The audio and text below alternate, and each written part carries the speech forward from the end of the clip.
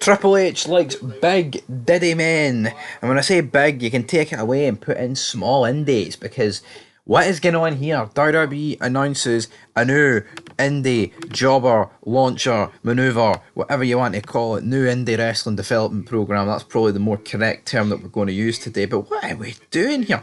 29th of October 2024, and Triple H has whipped this out.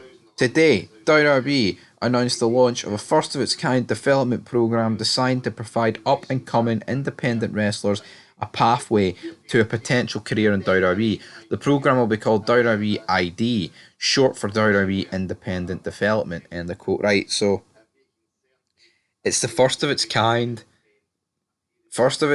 developmental program designed to provide up and coming independent wrestlers. I don't know about this. Like, I mean, it's a program. It's not a company. I mean, they've already got NXT. It's like, what is this do in the long term? A new indie wrestling developmental program. What? To me, this just sounds like a big pile of shite. To be honest, I just do not understand what is going on. WWE. I mean, people are saying it's a monopoly and it requires tight control. I mean, how are WWE going to be able to control this though? I mean, like Triple H is running WWE. How can he run some job or indie promotion organization? And they're already working with quite a lot of already developmental. So we'll see how it goes. But there's another few statements. This is what Triple H said.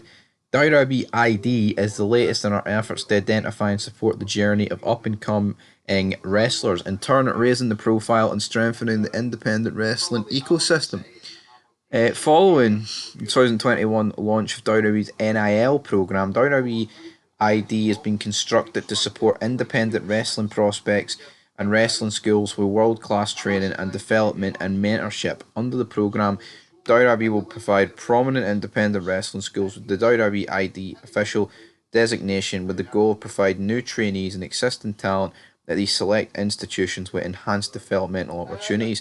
Booker T's Reality of Wrestling, Cody Rhodes' Nightmare Factory, Seth Rollins' Black and Brave Academy, Elite Pro Wrestling's Training Center, and Knock X Pro Academy are the first WWE independent wrestling schools to earn the official designation. So again, it's like, all right, there's a few in there, but sorry, the first couple: Booker T's Reality of Wrestling, Cody Rhodes' Nightmare Factory, and Seth Rollins' Black Brave. I mean, it's all people that are wrestling in WWE or a WWE affiliate.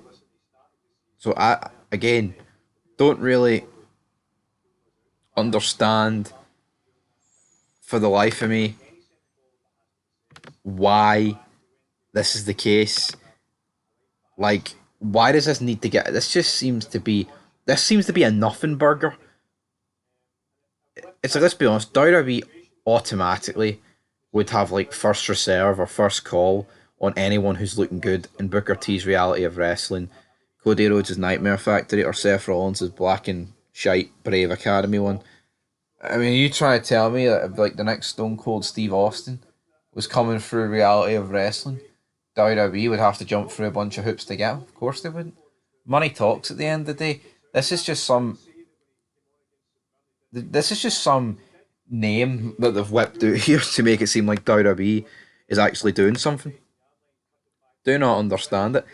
I do not understand it in the slightest. It just sounds like a big load of shite, doesn't it?